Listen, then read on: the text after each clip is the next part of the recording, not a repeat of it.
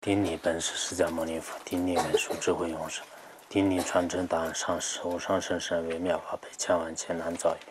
我今见闻得俗之愿解如来真实义，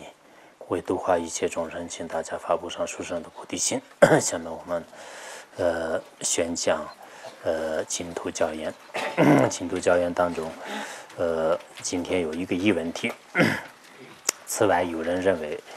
仅仅依靠信心、希求心不能往生，有些人呢也这样认为的。因为我们这个往生极乐世界的话，应该多生累劫当中，积累质量发菩提心还有念佛号等等，仅仅是依靠往生极乐世界方面有一定的信心，还有希求心的话，不一定能往生极乐世界。有些人呢就是产生出这样的这个怀疑。因为这些怀疑的话呢，实际上是我们这个凡夫众生呢怀疑特别多。五谷观存在的有些教言里面也是这样讲的。现在世间愚痴的人呢，就像那个恶狗叫声般的这种辩论和疑惑的话呢，也没有时间，就是没有必要一一的破掉。可是有些人呢，有缘分的人呢，为了这个升起真假而折破他们的观点。因为邪见的人就现在这个世界当中也是可以说是遍面就满天下都是有这个邪见的人，所以我们一个一个的破尽的话，那就像法成论师所说的那样，就是邪说呢就是无边的缘故，就一难破尽，也是这样讲的。所以这世界上的所有的这些邪知邪见，我们要破的话呢，那没办法，你到了大城市里面不信佛教的，对佛教怀疑的，对往生极乐世界有疑惑的，不承认的，诽谤的，这些人呢就是相当是多的。所以说呢，我们全部要破掉他们的这个邪知邪见，然后建立一个真知真见呢，这也是非常非常困难的事情，就是也没有这个必要。只不过我们如果以自己的智慧的力量，然后呢就是牵出别人的这种邪见的话呢，那么就是有很大的这种功德就是有很大的功德。这个陈志序里面呢也是这样讲的，说是这个前主毁谤者就是前主毁谤者，佛果不可量，佛果不可量，就是意思就是说，我们这个前出呢毁谤者的这种邪说的话呢，他的这个福报的果报福报的这种果呢，是这个不可量不可量。这样的话一方面呢，就是我们这个积累福德资粮；另一方面呢，就是给别人这个建立一个真知真见。有时候呢，真正对这个社会、对人类、对佛教徒有害的，真正就是有损害的这些邪见的话呢，如果自己有能力、自己有条件的情况下呢，还是要折破。比如说我们净土宗呢，这个可以说这个自古以来呢，就是非常纯净的一个宗教，纯净的一个宗派。但是呢，也有许许多多的人呢，就是诽谤这个净土宗的这种现象也有。所以净土宗的法师们呢，也自己或者是间接的方式来就是排除别人的这种邪说，然后建立自己的纯洁的宗派，这也是非常有必要。因为我们现在这个社会当中呢，很多人的见解是不正的就应该这个树立正见。这一点呢，对佛教徒来讲是并不是没有责任的，应该有责任的，这是一个情况。不仅是净土宗，我们这个密宗的话呢，也是同样的道理。以前呢，有些可能有文化的差异或者是这个地方的一些距离还有一些这个各种各样的这个隔阂。就这样一来呢，就是对这个藏传佛教、对这个密宗呢不了解以后的话呢，导致很多这个误解。误解以后的话呢，有很多人呢。就诽谤或者是就是做一些各种各样的一些不如法的这个行为这种情况是有的。所以我们学习密宗的人来讲是，也确实是我们并不是想折破别人的观点，这不是我们最重要的事情的。有邪知邪见的人都不一定，他道理上我们跟他说的非常清楚，但是他不一定接受。但是我们呢，应该要救护一些其他的这个水深相合的人。有些其他人的话呢，如果我们就比如说我们这个建立密宗方面的一些辩论书没有写的话呢，我想很多人呢，就是跟着这些人呢，人云亦云，也是随波逐流，跟着这些人去了，有这种情况。如果我们就旁边呢，就是揭示密宗的建立这个观点，然后呢，遮破别人的一些不理解的这些无稽的部分，那么这样的话呢，这些人看了以后呢，我觉得原来我想的并不是这样的，原来那个法师说的，实际上呢，并不是那么样，这个呢，应该是有道理的。后来呢，就是也有这个救护的机会，所以呢。有些人呢，就是一直这样，就认为是什么呢？别人的这种邪知邪见呢，就是无数无边的，我们也没必要，就是最好是不要得罪人，应该自己呢，好好的这个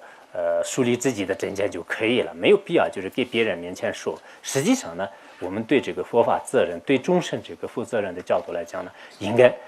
有必要就是说就是有必要说。所以不仅仅是说这个问题，平时我们这个修行人。你无论是出家人还是居士，汉传佛教、藏传佛教，这些不是很重要的。每一个人的心里呢，对众生应该有一种利他的心，然后对佛法呢，就是以恭敬心来弘扬。我觉得是这两条还是非常的重要。如果这两条没有的话呢，你仅仅是对佛有信心，然后自己想自己自我解脱，不管你念佛也好，修空性也好，修那个悲心也好，你自己呢？就是像那个戒脱，然后对别人呢一点都不管的话呢，这也不太好。有些人的话呢，就是对自己一点都不修行，整天都给别人讲的特别好，这也不一定是有利益的。但是总的来讲呢，自己也修行，这个很重要的。再加上呢，利他的心，光有一个利他的心也不行的。我们短暂的人生当中有了利他的心的时候呢，应该自己也是尽心尽力的做一点事情。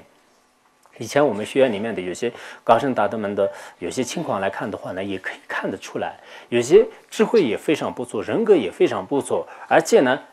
就是从各方面来讲是非常了不起。但是他们的话就是不太愿意就是动，就是这样的话呢，就是没有这个互动的能力了。就是自己呢，就是也不愿意给别人说，比如说放生的事情呢，他不愿意提；然后弘扬佛法呢，不愿意提，什么事情都是不敢提不想提就是这样做着。虽然他内在呢，就是有很多的这种智慧悲心就是这样的，但是你没有给别人这个借助没有给别人这样说的话呢，有时候这个发挥不出来，有这种情况。有些人的话呢，他的智慧都是并不是那么高，但是呢。还是具有一些三教方面，还有利他的这种心，然后他自己呢，就开始愿意就是尽量的这个弘扬。这样的话呢，在几十年以来，就是所有的功德全部积累起来的话呢，放生的也多就是所以有时候呢，我想说我们这个很多道友呢，以后就是到了这个社会上的时候，你不管在寺院上，或者是在这个其他的一些丞相当中也好这个我觉得环境不是很重要的。真正的一些在内在有一些对佛有信心的话呢，就是何处都是你度化众生的这个对境，就是哪里都可以。以前我们藏地的一些高僧大德的话呢，有一个高僧大德，他呢在这个监狱里面，然后里面有一个比较年轻的，也是现在来讲是非常比较这个出名的一位大德。他呢在这个他们两个在监狱里面的时候呢，当时这个就当面呢就是传法是不太方便的，他对这个上师呢很有这个信心的，然后他很想在那个他面前就是得一点法，但是每天得法呢就是实在没有办法公开是根本不允许的。在这种情况下呢，因为那个老上师老堪伯的话呢，就是还是身体不太好，然后那个年轻的那个呢，当然这个原来是他们都出家人，当时文革以后的一件事情，后来的话呢就是都穿在家衣服，就是这是当时这个历史造成的一种这个原因。后来每天呢就是他这个护着他，然后呢就是上厕所去的时候呢，在厕所里面短暂的时间当中呢，给他讲两句，就是因为当时书也没有，就是每天呢就是他就护那个厕所里面的话呢，就他们就是选择一个人就是比较少的时候呢，就是到了这个厕所里面，然后那个老法师呢就是对这个大员们的有些教言呢，就是直接给他讲。他们很多年以来呢，每天都是几句话要他就是怎么修就是这样所以我想有些那个大德们的话呢，就是即使遇到了这种环境的时候呢，因为有利他的心，而且呢，就是真正对这个佛法有恭敬心的话呢，在什么样的这个环境当中都是都可以这个修测，但是如果你这个修行不好，你他的心也没有基础没有的话呢，你再怎么好的环境，你这个佛学院也好，有多少个法师啊，也再怎么样的条件具足的话呢，你的这个信心和对你的这个佛法的这个责任心呢，就是不知道就达到什么样的程度。所以说呢，我想我们现在呢，就是正在这个好多年轻人，我想我们这个学院当中的话呢，确实是也来自很多地方的一些寺院的当家师啊，寺院的一些住持啊，还有一些很多的法师，你们以后到了这个自己的寺院的时候，没有必要把这个寺院呢，就是改成什么藏传佛教，改成尼玛巴，这个我觉得也没有必要，因为我们现在的这个众生呢，一定要具有三教方便，而且有好多这个说法呢，就是应该要这个适应这个现代人的。我们有些这个大法师外面这个为什么是弘扬佛法的过程当中是那么顺利呢？意思就是他们呢，完全能知道是众生的这个心，他们的行为，他们的毛病在什么地方，然后给他们也宣讲一些非常适应现代的人性，适应呢，比如说我们去这个美国弘扬佛法的话呢，完全是以中国的这种传统方式的话呢，肯定不行的啊，就是以当地的传统方式的话呢，也是肯定不行的。美国人他有他的一种这个细节，所以呢，首先我要了解，可能如果我去美国的话呢，我就1-2年当中来看，就是这些人经常接触，然后他们的风俗习惯、他们的爱好、他们的很多娱乐。了解以后的话呢，就是以这个佛法的原则不变，在原则不变的情况下呢，就是给他应该讲一些相应的法。所以我想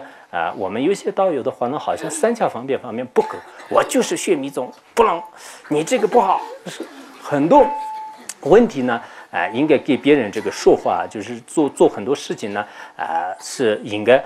随顺大家，就是这是非常重要的。比如说我们这个净土宗的话呢，对很多的宗派就是认可，对很多的这个众生要得利益的话呢，你对任何一个宗派呢，应该有个恭敬心，而且其他的宗派来到你这个道场的时候呢，你应该不能以我就是学净土宗，你们是学禅宗的，不要来，就全部就是拒之门外的话，那就是恐怕是这个不是一个三教的方便方法。所以呢，每一个人呢，以自己到自己的一些环境里的时候呢，你应该要会用这个三教方便的弘法利生的手段和方法。如果你这个没有用的话呢，你的这个肚子里面有多少个这个慈悲啊、智慧啊、什么这个信息呢？有多少的宝藏功德的话呢，不一定给别人用得上。就是用得上，所以我有时候呢，确实像我们现在在这个学习的时候呢，不管是老年人、年轻人，在家人、出家人都不要紧，主要是这个内心当中有一颗对佛法有个恭敬心，应该要想弘扬以佛法来利益众生的，还有对每一个众生呢，应该想就是以佛法来得到利益。这样的话呢，你不管是我前2天所说的那样，真的那个。你们不管是坐火车也好，就看见那个财务科的牦牛也好，就是看见什么样的时候的话呢，就经常有这个转法轮的这个机会呢，转法轮的机会。你们看到了这个色道线上的时候，也是看见一个人的时候，就是跑到他耳边去，嗡嘛呢叭嘛吽。那这样，其实人和动物也没有多大的差别。好多人，好，我刚才讲什么？是这样的，而对真实的身教身体，就是刚才这样，实际上他们以为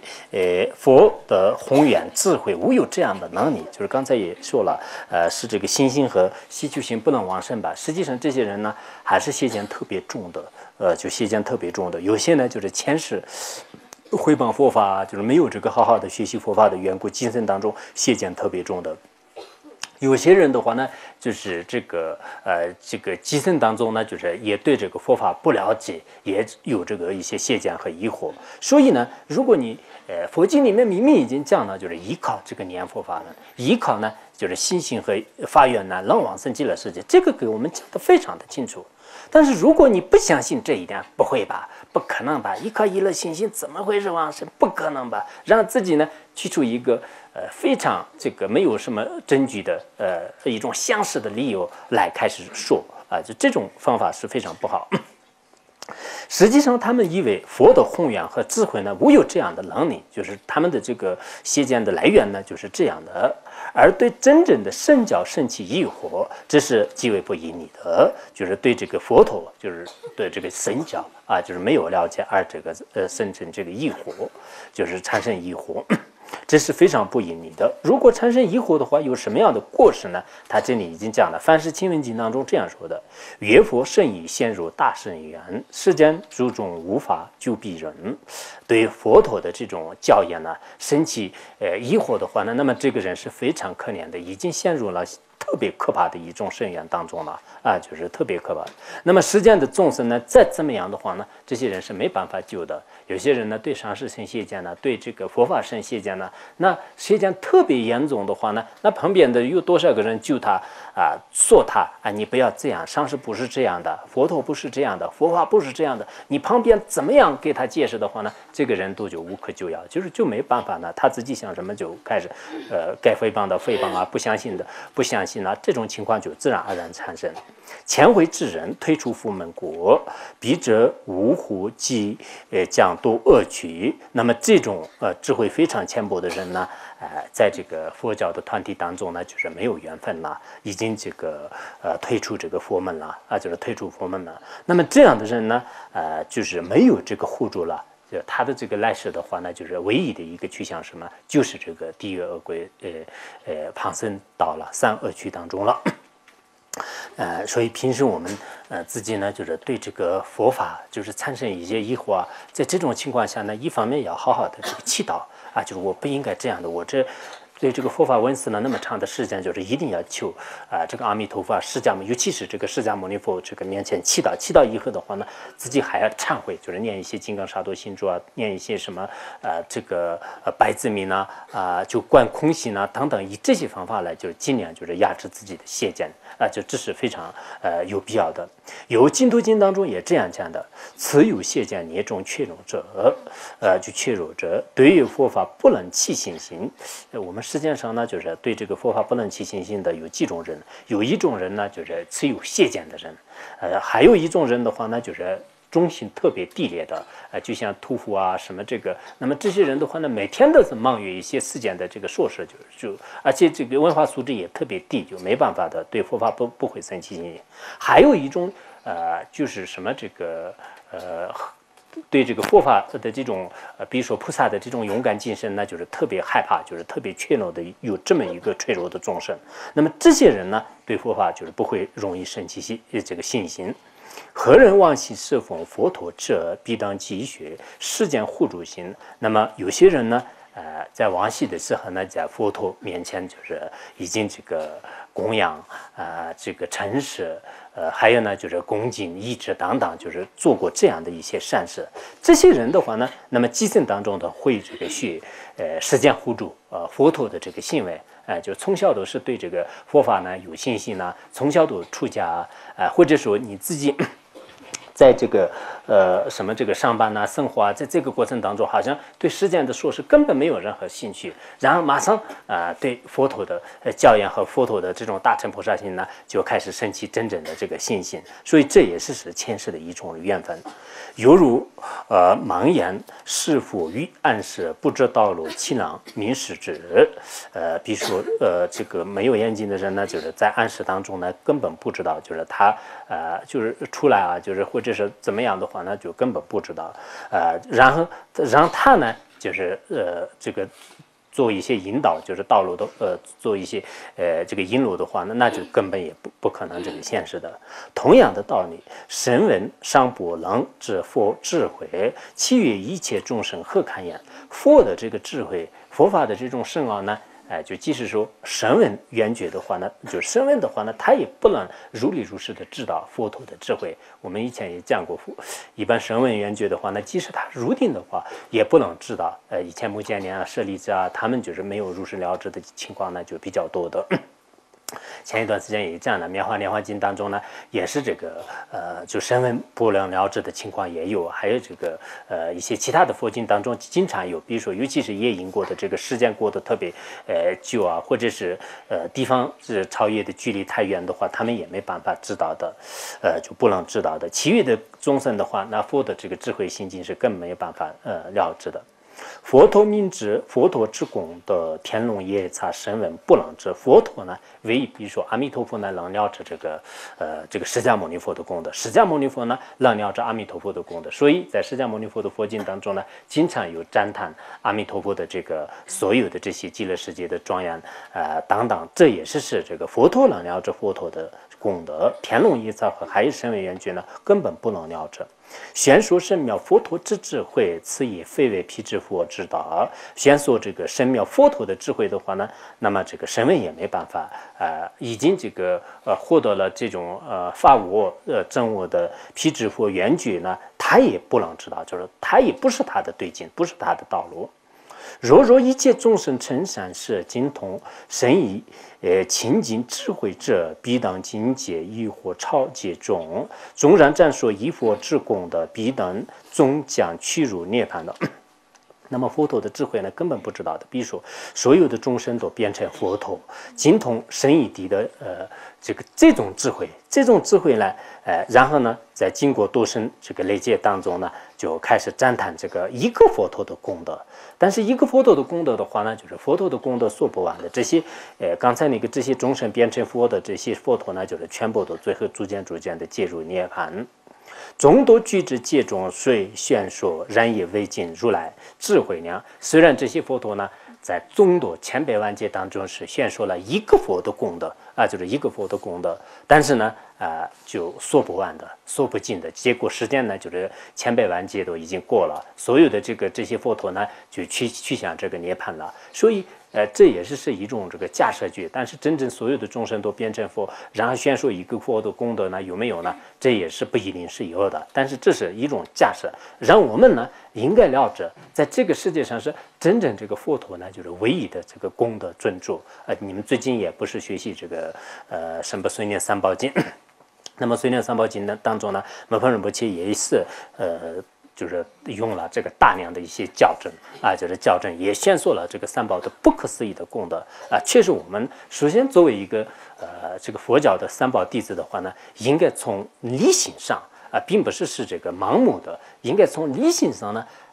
就完全知道这个佛陀的这个功德，佛法的功德，神奇的功德。这个功德呢，就是从自己这个，并不是别人说这个佛陀很了不起对，佛陀了不起。今天听说是来了一个人这个人很了不起他的技术很高明对，我去看一下。不是这样的就是我们真正的这种信心的话呢，也是需要，就是没有一点信心的话呢，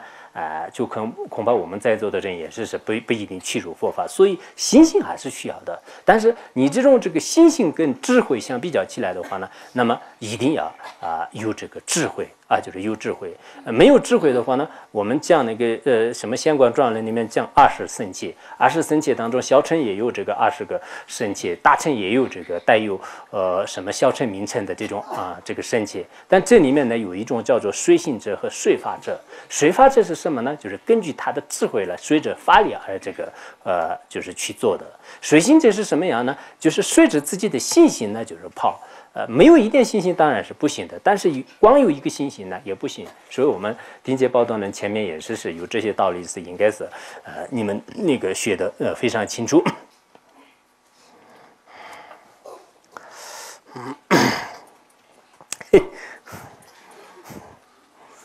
没有任何原因突然这样笑的话，那精神有问题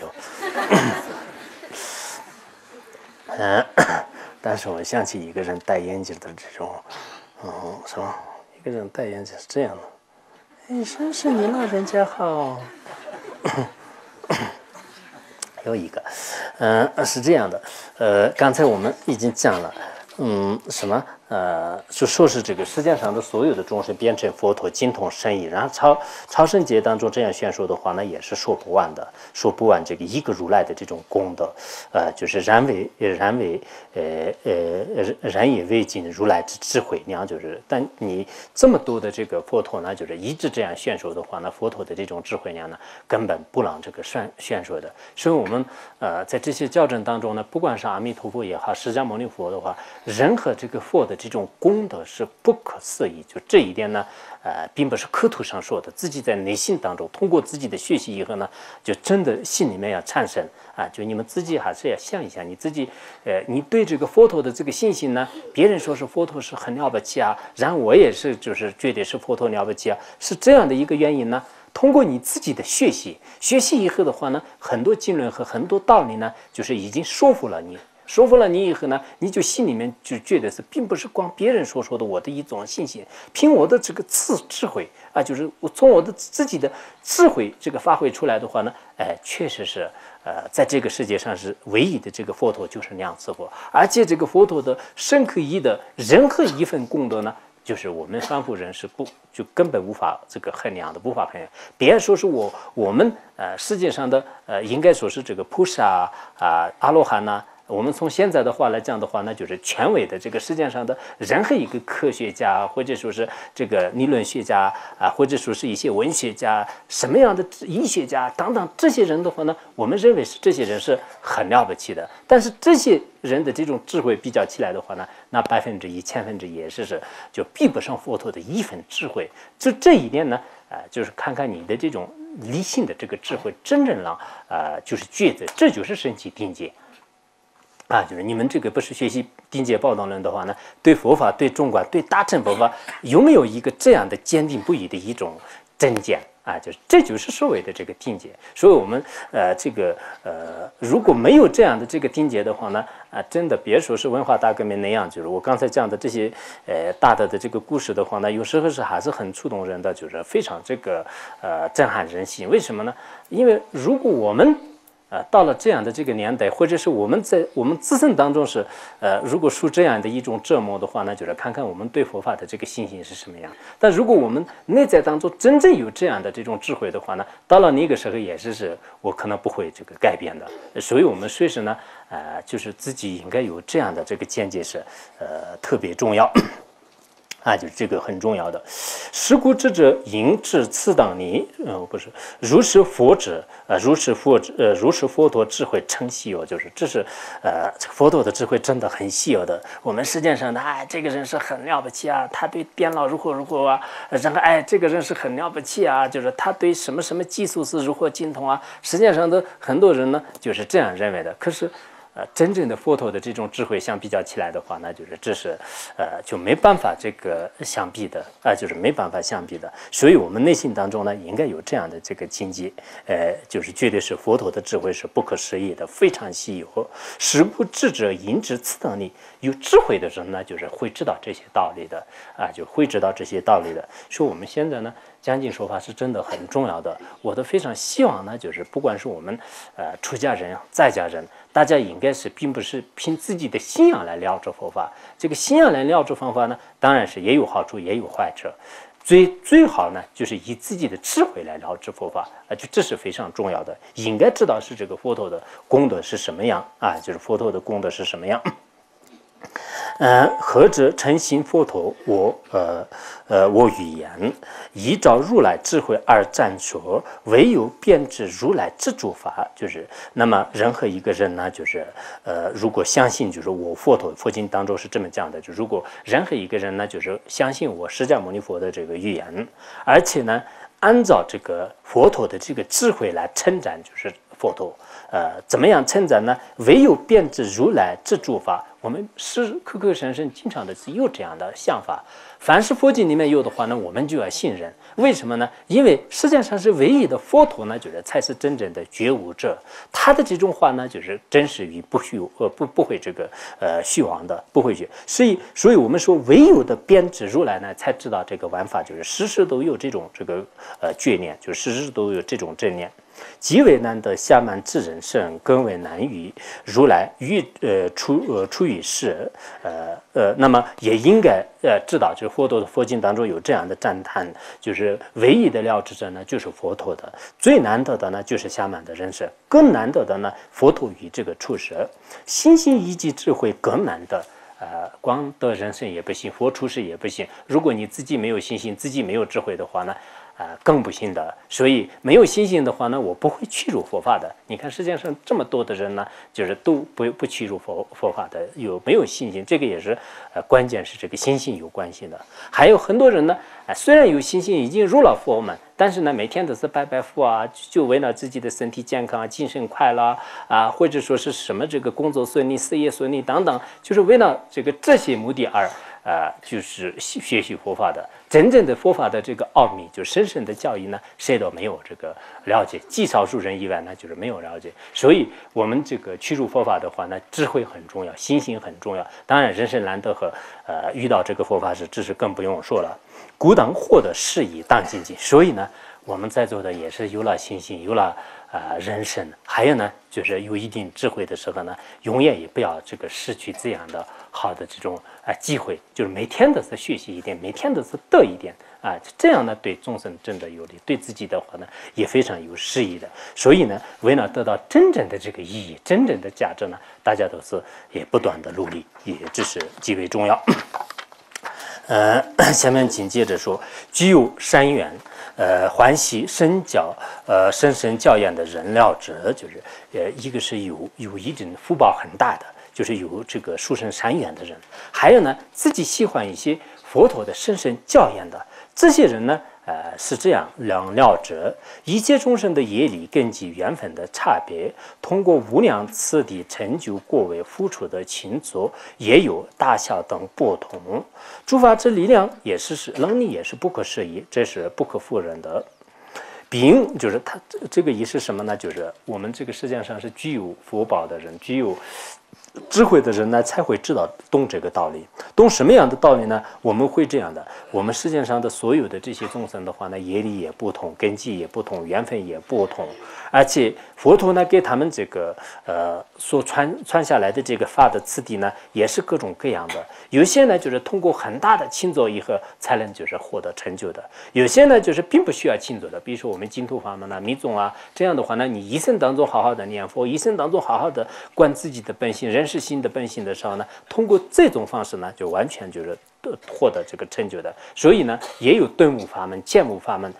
有不同的这些法门。所以这也是诸法的能力是不可思议的，密宗的法有它的不可思议的能力，然后显宗的法有它的不可思议的这个能力。所以法的不可思议这一点呢，不可否认这一点很重要的。有智慧的人呢，会通达这些道理，他不会说是密宗才可以成就的，显宗不会成就；显宗才可以成就的，密宗不会成就，不会这样做，因为他是观闻博学，完全知道佛陀的这个所宣说的真实的教义，就真实的教义。这是一个问题。还有这种人呢，刚才具有这个善缘的人呢，他还要了解什么样的道理呢？他还要了解知晓依靠三世如来的智慧呢，轻松可以获得如此广大的果报，这也是引你的。就是一个是刚才众生的福报不相同就是勤作不相同呢，也有法的不可思议的力量，这个不可否认的道理也会懂到的。还有一个呢，我们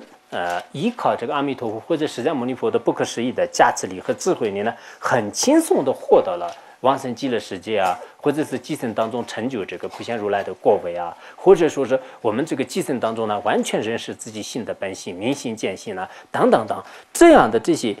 所有的这个境界呢，就是完全能了知，完全能了知。这样的这种大功德的话呢，我们刚才讲的真的是有缘分的人。其实门分人不记得这些教言的话呢，你们这个一而再再而三反反复复的预习的时候呢，才知道是它的这个深奥的这个意义。如果你没有这样的话呢，光字面上这样画下去的话呢，好像这个到底意思是什么样，就开始过了，就没有这么更深的。但是你如果再三再四的一直看了以后的话呢，里面慢慢思维以后真正实际行动当中去修辞的话呢，才会让这个感受到它里面的真正的深奥的意义。所以呢，刚才上面就是讲了2个问题，就是这2个问题呢，大家应该融入自心啊，就是法没有融入自心的话呢，法是菩提伽罗，这样的话呢，这2个就背道而驰，就是意义不大啊，就是应该哪怕是你一天学1句也可以，学1个颂词也可以，在颂词里面的不但它的词句要就掌握，然后呢，就是这个融入到自己的心当中去，自己呢有一种不可思议的感觉，比如说。佛陀刚才蒙本仁波切说的这一段话呢，确实是这样的。众生的根基是千差万别的，千差万别。佛门呢也是多种多样的。这样的话呢，那么也有快的这个成就，也有慢的这个成就。这也是法理不可思议。就是如果你通到这一点道理的话呢，你都可能永远不会汇报其他的宗派。就这是对你的一生来讲是利益非常大。如果基层当中你没有汇报别的宗派的话呢，那么来这生生世世也是对你来讲的话，还是有意义非常大的。所以我们这个闻思修行呢，对每个人来讲，肯定意义很大的。如果我们对每个人呢，就是发一些那个什么这个金银财宝的话，那就是觉得今天发财了，大家都可能特别高兴的。但真正具有价值的这些法宝呢，就是已经这个观大2里面的话呢，实际上有些认为呢，就是也不测很重要的。有些认为呢，说是这个耳朵是已经穿空了，这边就是就是进了以后，那边就已经泡了，就是那这样也是太可惜了，不应该这样的，不让泡。就是如果这边你的耳朵真的是空的话，那这边那个入的时候呢，就是这边应该用棉花来就是堵着。是这样的，也应该就是往生极乐世界的功德庄，就是他这里前面已经往生极乐世界非常隐匿，就是意思就是这样的，光大果报呢就是可以陈述的意思，这是一个问题。如极乐世界功德庄严经当中也这样讲的，阿难陀能够了知一之一所现行业力不可思议，就是意识不可思议。诸佛出有慧，善根身边加测等也是不可思议。他这里呢，我们这个就是佛陀的话呢，就是会了知，就是佛陀呢会了知，一个是业里的这个艺术果报就是比如说我们造了一个小小的业呢，它陈述什么样的果报呢？唯一的这个佛陀这个知道的。然后造了一个这个先行的业，就是过去的业也好，现在这个正在这个先行的业，这种力量是不可思议呢。唯一这个佛陀呢，就是了知的，就是他会了知，因为造什么样的业呢，就是造什么获得什么样的果报，这一点就是佛陀呢就觉得是不是特别的困难，就是这一点是应该是可以了知的。诸佛出有慧的三根和身边加持呢，就是也是同样的这个不可思议，虽也无法衡量，思维其量，否则呢，佛的境界都已经成了非不可思议了就是所以，他这里呢，就是佛的身边的佛的加持，佛的这种智慧里呢，我们应该通到是不可思议。我们平时也是这样，遇到一些道友的时候呢，就是佛的加持是不可思议，佛的智慧是不可思议，佛经的力量是不可思议有很多很多的这个不可思议不可思议。如果你真的懂到的话呢，还可以的。你觉得是不是很傲慢就不是很傲慢。那天我看到那个本华老和尚的时候呢，我说你弘法利生就是非常了不起他说因缘不可思议，就是因缘不可思议，是也是，就是也可以这样说，就是因缘也不可思议的。有些时候呢，比如说像这几年以来我们这个放生，包括我个人的话呢，我想我一个小小的人呢，有时候是就各方面就是一些方便方法来出去的时候放生特别多，有时候觉得是这个因缘真的不可思议就是有这种感觉，就是所以这个佛陀的真正的智慧呢不可思议的就是佛陀的这种智慧不可思议。我们原来也是那个学过吧，就是宝积人什么宝积经当中呢，就是密珠这个不可思议，还有呢就是什么妙药就是秘方就是这些都是不可思议。同时呢说是佛和菩萨的这种方便等次、身边，这些都是不可思议。就是以前无光尊者也是引用过这个校正，所以呢，我们也应该这样想，就是随时都是觉得是佛的这种智慧和力量是不可思议，大家有这样的这种感觉，就是这是相当重要。刚才已经讲了，说是佛陀的这种加持身边不可思议。如果我们真正懂得这个道理的时候呢，就知道是阿弥陀佛的智慧的力量是不可思议的，往生极乐世界呢应该可以的。然后这个密法的加持呢也不可思议的，几生当中成就呢应该是可以的。所以现在有些法师呢，认为是往生极乐世界是可以，密生当中继承成就是我不承认。我当时听到这些话以后呢，我们觉得是感觉有点奇怪。你如果不承认可以，这个是谁也不会强迫你的。但是你不承认的话，那你给我应该说出一些利益，应该说出一些道理。你说是这个密法的这种价值是不是不可思议呢？他也许认为是不可思议。如果是不可思议的话呢，很多不可思议的这种这个东西呢可以现前的，可以现前的。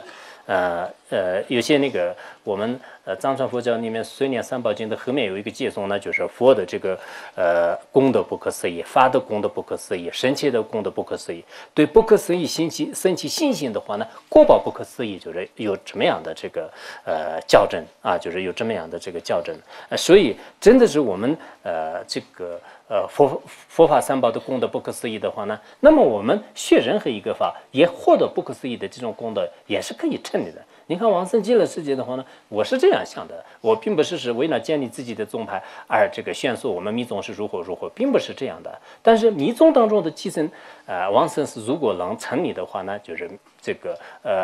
显宗当中的精神往生如果能成立的话呢，密宗当中的寄生成就没有理由就是这个不成立的，应该是可以成立的。所以这两个呢，应该可以这个通过移民、通过逻辑的这种推理的话呢，完全是这个同样这个成立的。所以呢，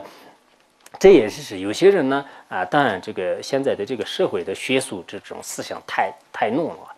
就是有些人看到我们这个怎么说啊？就是有些出家人以后呢，就我们以佛教的一些信息呢、背信呢这样沟通的时候呢，都认为是这个佛教的这种思想太浓了，就是这样就当面也这样说过。然后我当时也是可能我这个心比较狭窄吧，就是我也是不客气的说了，就是当然是我们是佛教徒，就是出家人如果佛教的思想不浓，就是在家的思想或者是实践的思想太浓了，更没有味道吧，也这样说过。所以呢，有时候我想我们这个不管是学密宗也好，学显宗也好，这个佛教的这个味道呢，就是我们最好不要这个放弃。在这种情况下呢，随顺这个众生的根基，弘扬佛法是依靠三教方便是，这是应该是可以认可的。所以我们在这里呢，应该这样讲就是应该这样讲，就是刚才佛陀的这种功德不可思议，大家呢应该对这个问题应该很清晰的认识。譬如，行者以密宗成就本尊时，依靠本尊摩顶刹那便获得了这个神通。这也是以前的很多高僧大德和成就者呢，就是他通过这个念一些本尊行咒，后来呢就是本尊亲自现前，然后给你摩顶的时候，自己也是获得了这种价值，获得了什么这个神通就是出世间的很多功德呢，就是现前。我们这个净土宗当中也是一般来讲，很多人这个临终的时候来到这阿弥陀佛的化身呢，就是来这个现前的时候呢，当时你的这个神通身边全部都这个圆满。如果没有全部都圆满的话呢，你这个往生极乐世界那么遥远的世界，要离开我们的这个娑婆世界也是相当困难的。就是所以说，这是同样的道理，这也是不可思议的一种功德。依靠密宗的能力，修行者不需要修禅定等成就神通的因。假设以前已经成就，那么密宗呢，就是也没有什么这个特别殊胜的这种能力了。意思就是说，这种这个修行人刚才那个依靠修本尊加持以后呢，自己获得了神通。按照我们俱舍论的观点的话呢，获得神通，你必须要获得第四禅的这种境界以上呢，四禅的这种清净的心上面呢，才能可以成就无眼路通，就是有这样，这个是俱舍论里面讲的非常清楚。可是有时候呢，本尊的价值不可思议，佛的价值不可思议的话呢，那么你这些无眼路通呢，根本不需要修那个世间的这些一禅、二禅、三禅、四禅，就是就是不需要这样的这个层层的上去，就是依靠佛陀的加持呢，所有的这些禅定的力量呢，就是全部都具足了。所以这种人的话呢，就是不需要经过那个我们这个修禅定，而就是通过这个佛的加持或者上师的加持。以前在我们这个禅宗也好，就是密宗的很多历史上面的话呢，这个上师呢就是一加持，然后弟子呢就是当下就开悟，当下开悟的时候呢，他具足这个无眼路通。当然，居住无眼路通的话呢，按照我们先宗的真正的这个毗拉耶经的观点的话呢，你必须要经过这个四禅的这种修持，四禅的修炼没有得到的话呢，那这个神通是没办法开发的。就是这是我们去年学习居士论的时候呢，就是也给大家讲过，当时呢我们也是为了就是遮着一些现在一些假的这个神通呢，就是也说过很多，就是也许可能我们道友们都记得清楚。那么在这里的话呢，也完全这样的。那天不是我们也讲这个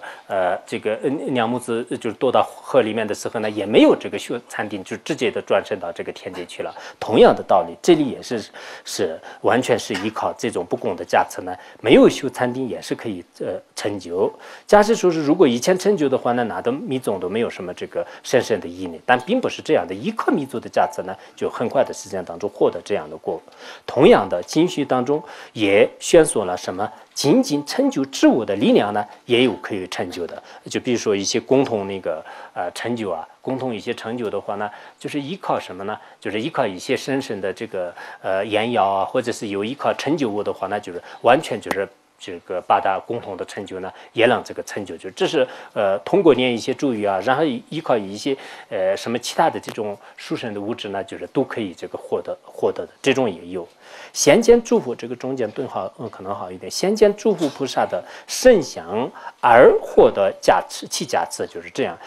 就先见呢这个诸佛菩萨的圣相以后呢，就是获得了他的加持。比如说有时候呢，我们看见这个佛像啊，看见一些法相啊，看见一些菩萨的这个像啊，这样以后呢，获得他的加持，然后呢，自相续完全都改变了。就现在什么那个超普陀山呐、超五台山呐，还有有些居士呢，就是到了这个寺院里面见到佛像以后呢，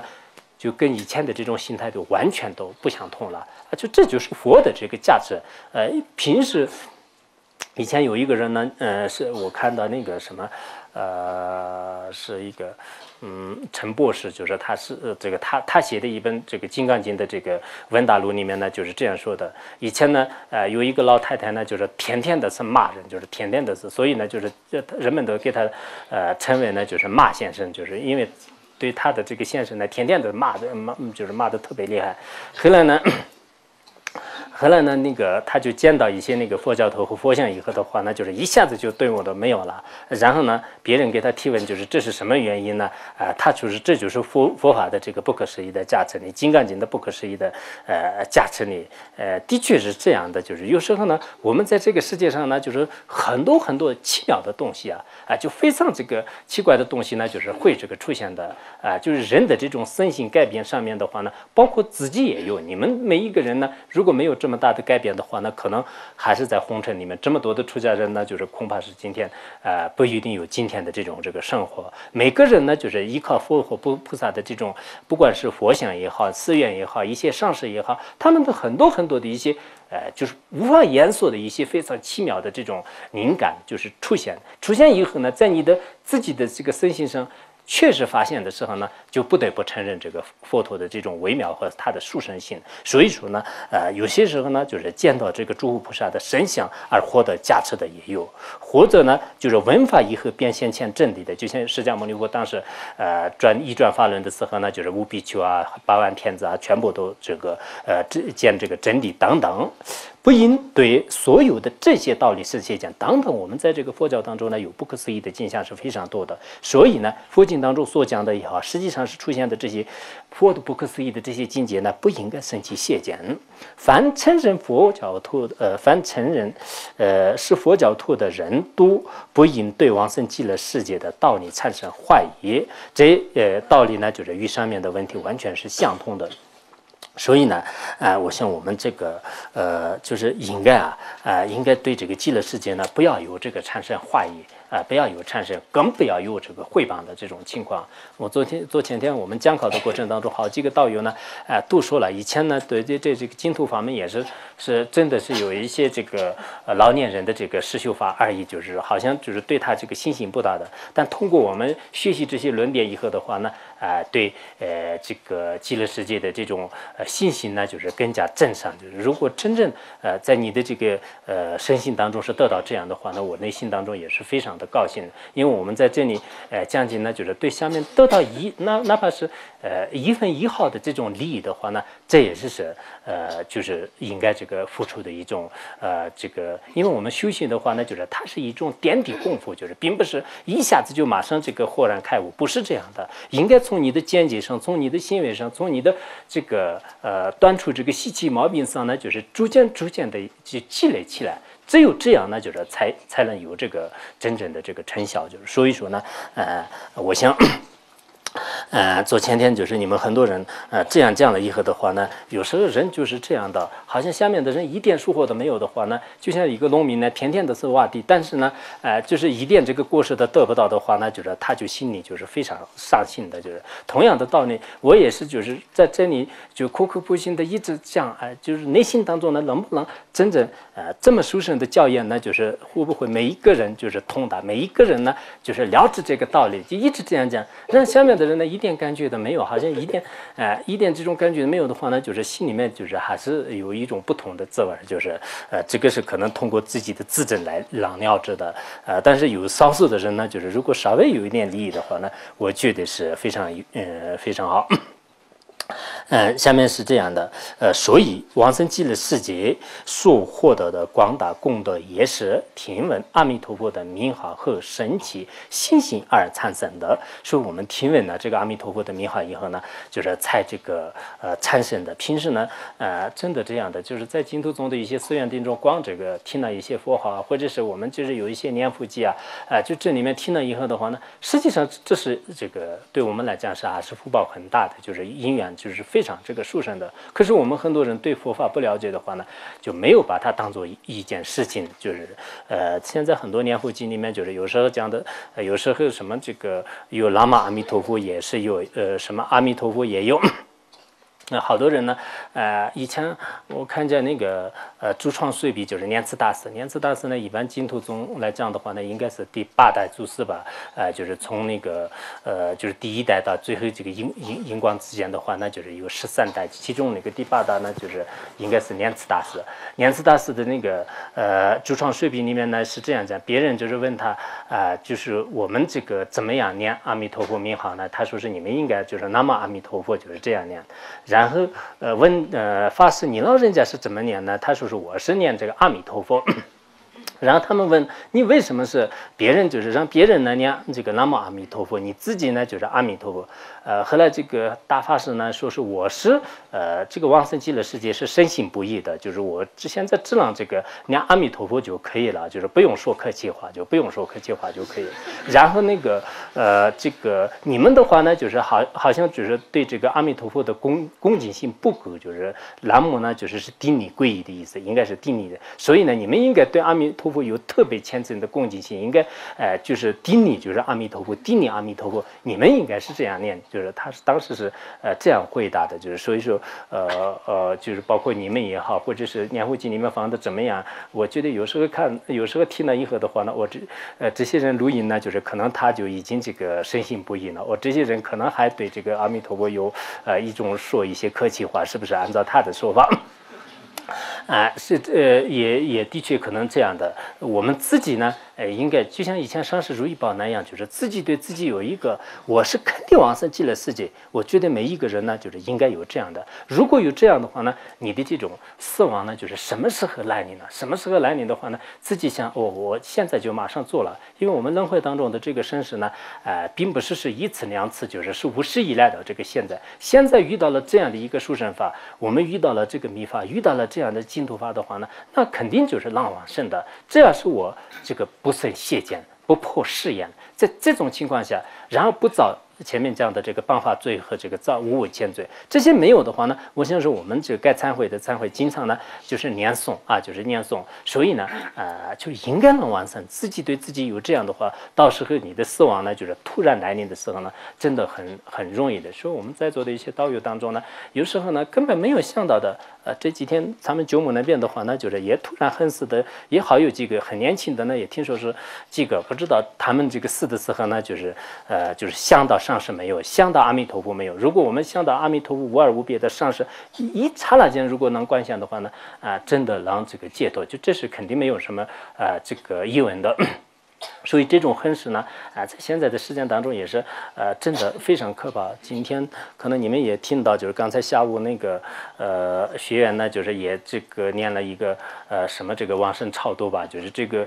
以前是我们色达县这边当过一个县长吧，就是县长，后来呢他现在调到那个康定乡这边去了。然后昨天他的那个夫人的话呢，好像在这个听说洗衣服，就是洗衣服的时候突然就那个就死了，就是他那个书套的还没有这个取下来，就是带着这个书套已经别人说的这个消息可不可靠不知道，就是刚才别人都在这样讲。如果是真的这样的话呢，我们的这个死亡呢，就很多人的这个死亡不一定那么快，但是呢，也有就是突然这个恨事的。所以我们这个事实呢，随时都是有这样的准备的话呢，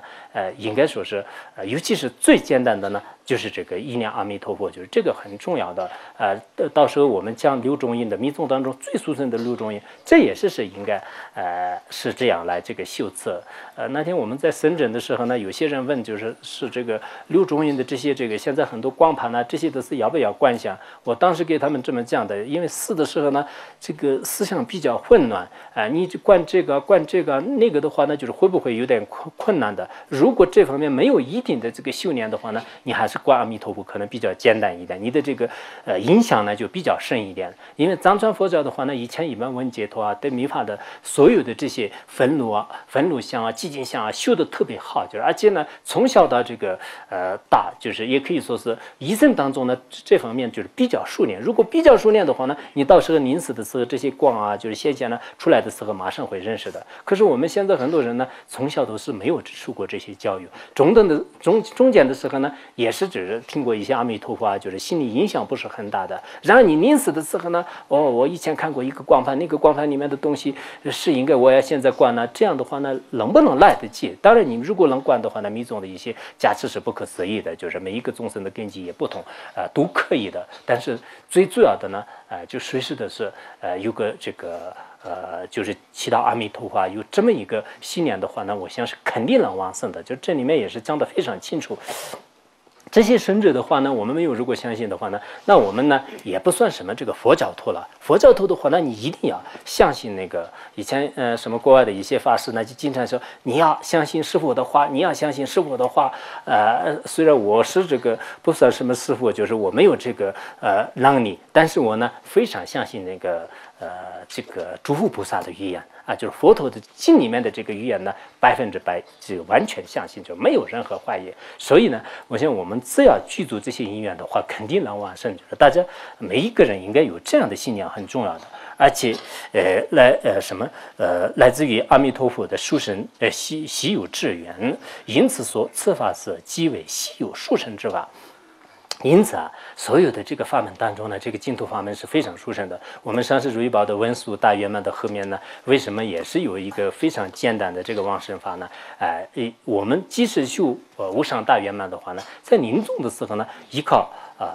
就是阿弥陀佛的这种修法往生极乐世界的话呢，所有的功德圆满是非常快，就是也是这个原因。佛经当中这样说的：除有怀，你之诸根极为清净。就是除有怀是指的，佛经里面呢说是除有怀是指的是阿弥陀佛，说是阿弥陀佛，你的这种这个根呢就是非常清净了。为什么呢？因为你开发出这样的一个极乐世界，也可以说你宣说呢这么样的这个。什么弥陀的这种庄严，而且你发了这么样的愿的话呢，那么我们一般的这个根基呢，根本不能比得上它。我们平时对人这个赞叹的时候你的根基很不错，你的智慧很不错你的这个传的很不错如何，就是我们赞叹别人的。然后佛陀的佛经当中呢，也说是除有怀，阿弥陀佛，你的这个这个慧根啊、智慧的根基啊，就非常不错啊。为什么呢？因为你让这个选所这样的，你让发这样的愿的话，那你的根基不一般，就是意思是这样的。以此为主而进行了广说，所以对此对此经极为恭敬，并具有殊胜缘分的人，如同听话的儿子从先人父亲教诲中获得利益。所以呢，我们对这个佛经呢有恭敬，对佛经呢就是具有就是莫大的这个信心。然后呢，如果这样的话呢，这种人呢就是在这部经典当中获得了非常殊胜的利益啊！就是现在很多汉传佛教的有些法师呢，也讲那个所有的释迦牟尼佛49年的法呢，就是可以包括在《华严经》里面，《华严经》呢就是可以包括在这个无量寿经里面，《无量寿经》呢可以包括在这个阿弥陀佛当中，就是实际上我们从一个方面来理解的话呢，也完全可以这样讲啊，就完全可以这样讲。我们密宗呢也可以这样讲，比如说天台宗的话呢，他们认为是所有的84000法门呢，就是全部都可以。这个妙法莲华经里面就是可以包括，那么这也是只有它的经名当中可以包括，就是也有这样说。我们密宗当中的话，也是所有的比如说这个84000法门呢，就是可以包括在这个64万须菩当中，这些须菩呢可以包括在这个大圆满极道国里面，大圆满极道国呢也可以包括在这个宗次诸阿夏萨嘛，就是这个注意当中，就是也有这样的这种教言。所以每一个上师、每一个传统呢，都有不同的这个一些归纳窍诀的方法啊，就方法。说我们对这个法呢，应该具有殊胜这个信心的话呢，就像是听话的儿子呢，他在他的这个夫人的一些古典当中，就是他的那个父亲的一些古典当中的话呢，得到利益的。就是得到利益的。按照这个父亲的话，就如理如实的去学习的话，最后呢，他长大以后完全知道哦，我原来这个父亲是对我来讲是非常了不起啊。我们这里的好多道友的话呢，就是也对自己的父母是非常感谢的。为什么呢？如果他当年就是没有好好的给你这个就教官的话，那可能是这个现在是这个今天的这种知识，就是同样的道理。同样对三世的教言升起信心，随之如你二行，就是这是这个随信之随信是这个心性的性吧，无疑让往生极乐世界，而知那些随法者以此力争智力，对佛语升起诚心，对法不可思议的智慧升起清净者定解。所以你看这里已经讲的是随信者和随理者啊，就是讲两种。随信者是什么呢？首先是对这个往生极乐世界呢有很大的这个信心，这个很重要。没有信心的话呢，你不可能这个学的。首先是有这个信心很重要的。然后呢，就是随法，随法是我们刚才讲的一样，通过自己的智慧呢，就是一定要深入的去了解，就是法的这个意义，就是佛法的这个意义的。然后自相续当中，你对这个佛陀所说的这些真理呢，就是诚信不渝的基础上呢，就是继续开始这个研究，继续思维探讨。这样以后呢，对佛的不可思议的智慧升起了真正的定解。所以首先是要信心，有了信心以后呢，就是要智慧。智慧和信心两个结合起来的话呢，你的心的相续当中呢，就是让升起不可动摇的这种定解，不可动摇的真见，就是让升起来。此等善缘者，那么这样的好人，这样的具有殊胜缘分的这些人呢，明目者如同明目者依靠眼光可见设法一般，眼睛也是很好的。那么白天的时候呢，你看什么法的时候，只要你能照见的范围完全能这个照见。同样的道理，对所选所的即因彼所量深教义毫不疑问的信则，这种具有智慧的、有信心、有什么智慧的这种人的话呢，那么就是非常隐蔽的这个佛陀的这种身教，就像往生极乐世界啊，获得了如何果位啊，这样的非常隐蔽，我们凡夫人的眼耳鼻舌身根本没办法推测的这样的这种对境的话呢，它也是可以深入，可以能获得这里面所讲到的真理，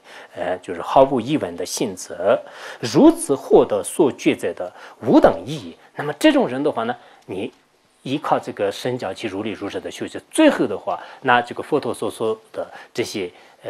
这个效果呢，就是明显就是出来了，或者是你往生极乐世界也好，你的这种所求的目标呢，就是会实现的，会实现的。以一切所者当中具有无与伦比的功德者，就是在我们所有的这个所修当中的话，那就是无与伦比的功德者，获得佛果，指引即使信此无量菩萨心。那么意思是，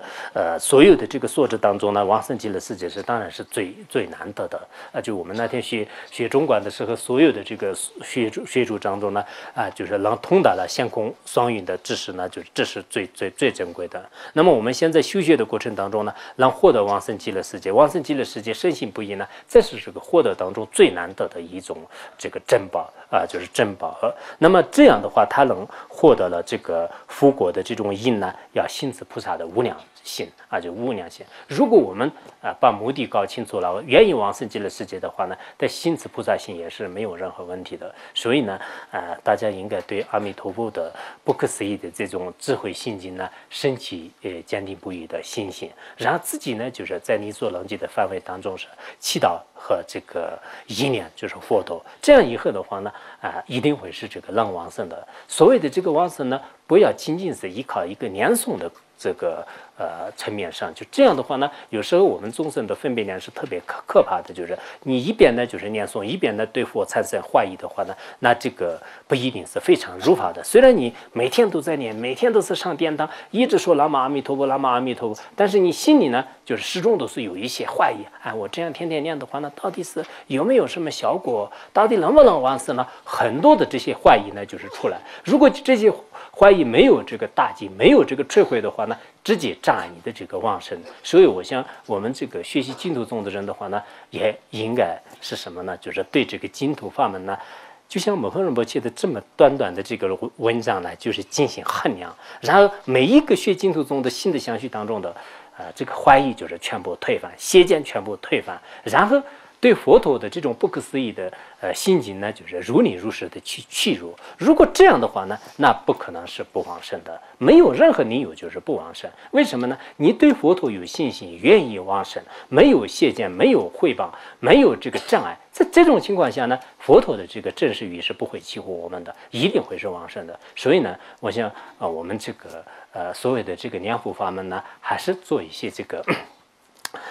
真正的一些文思修行方面的这种探讨辩论这些也是有必要的。因为佛法是非常深奥的，我们不要看着是这个南无阿弥陀佛，南无阿弥陀佛，这个阿弥陀佛是很简单的事情呢，这个是一些老年人的事情。我作为博士生，我作为这个知识分子呢，好像就是对这个净土宗是没有什么可学的。这种想法是可能是错的。就是应该呢，就是自己一个很好的这种这个就很怎么说就是应该很恭敬的这种态度来就是闻思修行，最后呢就是获得这个真正的利益。好，今天讲到这里。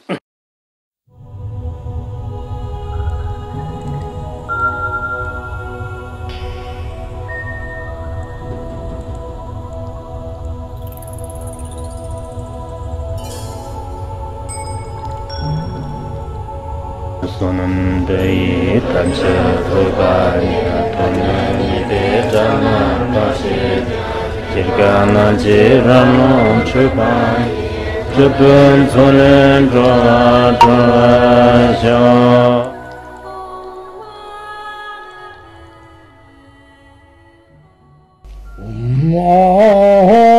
Banzangara Badma Asadar